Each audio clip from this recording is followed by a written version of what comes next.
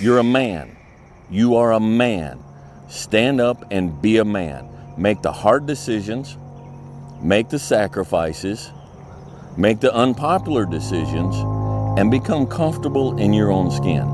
And if you are not a person that you are comfortable being alone with, that is the one person in this universe that you have full power, full right, and full responsibility to change. This is kind of part of being a man. It's like, you kind of got to fuck it all up a little bit. I think so. I think part of learning is dying. I think part of learning is you got to die a little bit. Because what is learning? Learning is me giving up on my old shit, my old ideas. Those ideas have to die for me to be open to some new shit. And so me learning how to be a better man, I had to die a little bit. When do you become a man? When you get a driver's license? Like, what do we do? You're 16, we give you a driver's license. Okay, well, wait, like, you get a job? Like, when do you become a man? You become a man when you become responsible for other people. And part of that is taking accountability. And so, like, I'm very new to this being a man thing, and I'm still not there, and I'm on a path. I grew up in a culture that told me going to war made you a man. Going to prison and coming back makes you a man. Making $1 million makes you a man, you know? And it doesn't. And you don't know it till you've done all these things and realize, damn, I'm still a little fucking boy. Answer me when I talk to you. Don't you eat every day? Yeah. As long as you in my house, you put a sir on the end of it when you talk to me. Yes, sir. You eat every day. Yes, sir. Got a roof over your head. Yes, sir. Got clothes on your back. Yes, sir. Why you think that is? Because of you? Hell, I know it's because of me. But why do you think that is? Because you like me? Like you. I go out of here every morning. I bust my butt putting up with them crackers every day because I like you. You're about the biggest fool I ever saw. It's my job. It's my responsibility. A man is supposed to take care of his family. You live in my house, fill your belly with my food, put your behind on my bed because you're my son. Because I like you, because it's my duty to take care of you. I owe a responsibility to you. Something in you has to wake up. And usually the only person that can wake it up is you. And that's the harsh reality. This is your new life. Take it or leave it. There's no happiness about it. There's no peace behind it. It sucks. It just fucking sucks.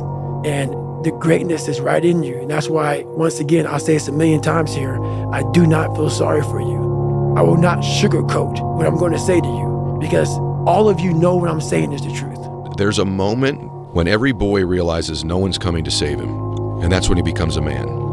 And some boys never get there and stay children forever. If you had to create a human, what would you put them through to make them tough? It probably wouldn't be a really chill life. Yeah. What would you put them through to make them patient? You probably wouldn't give them things immediately. And so it's like we want these traits, but each of the traits has a price tag attached to it. And it's just like, do you want to pay the price tag to get the thing? And so I think if people reframe the period of life that they're going through as the price that they're paying out of their wallet, but the wallet is their time, it's the seconds of life that they're trading for it, then I think more people will be willing to make the trade. Because at least when I look at myself, like when I'm 80 something years old and I'm looking back on my life, I want to have these traits. But in order to have those traits, I know I have to go through these things. Take full responsibility for what happens to you. It's one of the highest forms of human maturity.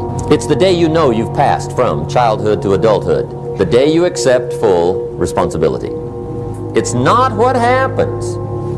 And I found out that the same things can happen to two different people. One gets rich and one stays poor. Why is that? It's because it's not what happens, but rather it's what you do that changes everything. It's all of the challenges and struggles that's going to make them, it's either going to make or break them. What you have to do is frame it inside of your mind and understand that all of those problems are going to allow you, give you the fuel, the unlimited motivation that you need to become a successful and beautiful individual if you frame it in the right way. If you take a man and give him a life shielded from problems that he never has any to face, I guarantee you he's terrible at being a man. The best men in the world have gone through shit. That's why women love scars, because it didn't kill you. That's the whole point of it, right? So the best thing you can do as a man is look and go, okay, this is hard, this is hard, this is hard, this is hard. I feel negative because these are all so difficult. I'm struggling with X, Y, Z. Let me internalize all of that and turn it into a superpower. And if you truly hated being in the position you were in, you wouldn't be there very long. There's nobody coming. There's nobody coming to save you. There's nobody coming to help you. A knight in shining armor isn't going to ride in and save you. You are the only one that's going to be able to save you. And all this time, you point your finger and you say, I can't do that because I was born here, or I can't do that because I have this issue, or I can't do that because they made fun of me. And you know what's going to happen? Nothing. You're going to get more of the same. You're going to get laughed at more. You're going to be ashamed more. You're going to be frustrated more. And you're going to really regret at the end of your life that you put off taking responsibility for yourself and building yourself into what could be. You're not living the best life that you want to live. You're not the person you want to be. You're not the person the 8-year-old you wanted to be. And I bet you're not even taking steps to become that person, are you? And that's what's wrong with the world. We have a bunch of people that want to point fingers and defer responsibility off to anything and everything except the one thing that can change their entire lives. And that's looking in the fucking mirror and saying, fuck you, man. You did this to me. You made me this way, and I'm going to fix it. And I'm going to fix it by controlling all the things I can control. I'm going to control what I eat. I'm going to control what I drink. I'm going to control how I move. I'm going to control the information I put in my brain. I'm going to control how I treat people and who I surround myself with.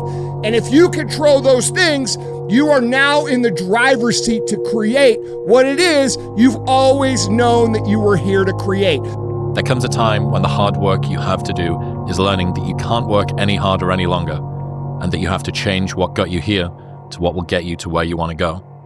You can work to get anything you want, but you have to sacrifice the other things you want to keep it. And that's sometimes harder than the work. Why are you so antisocial? Because I'm trying to get it.